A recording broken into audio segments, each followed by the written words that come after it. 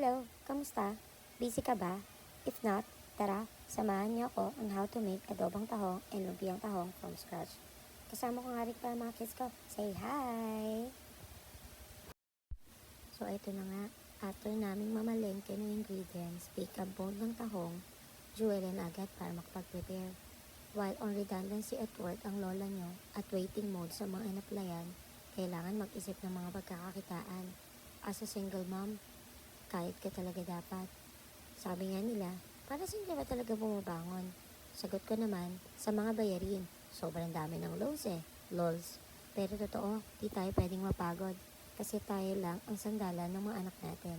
Teka, ang haba na ng drama na to eh. In fairness, hirap pala nito. Ewan ko ba ba't ito ang naisip kong gawin eh. Ang effort talaga. Sa pag-pick up, paglilinis, pagbabalat, time consuming talaga siya. Kaya sa mga bumili sa akin, ayan ha, nakita nyo at alam nyo na ngayon ang effort na binigay ko dyan. Sheesh! My gosh! Imagine, si Kitty naghuhugas ng tahong. Ewan ko nga ba? My gosh! Eto nga pala yung unang salang ko. Sa tingin ko parang nakatatlong salang yata ako din tong for today's video na to eh. Hindi ko nga alam kung paubos na rin yung gas ko. Pangiti-ngiti lang yan, pero kabado yan. Wala lang sweldo eh. Hehehe. Sana naman may magpa-Gcash. Chish!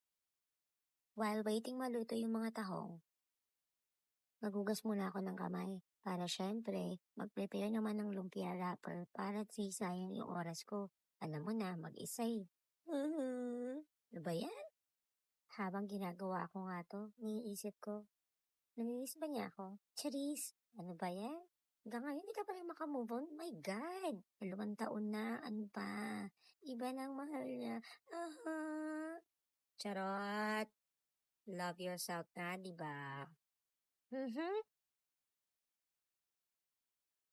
Ang lola mo, tamang himay lang, at ayan. Ito na ang basyang tahong na nabalata ng lola mo at tapos ko na sa wakas. Para feeling fresh naman ang lola nyo, ito naman, naligo naman na. Para mas malasa, eme. Chop-chop mo ang ingredients yarn. O, say hi. Subok-subukan mong saktan ako ulit. Char! Puro hugot, Diyos ko.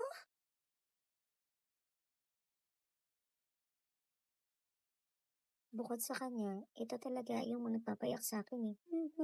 Durugan time. Ay, o baka ibang durog yung nasa isip nyo ha. Gulay.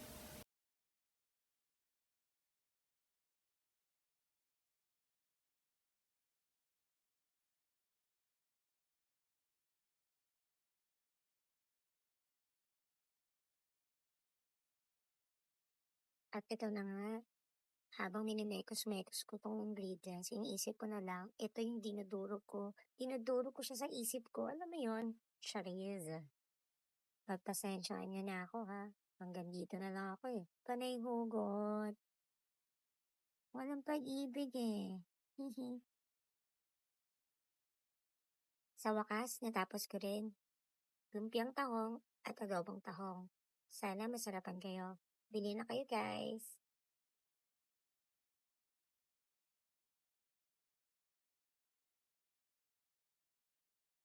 Dahil napagod ang lola nyo, it's tulugan time with my 2 kiddos. Good night guys. Momo, chup chup.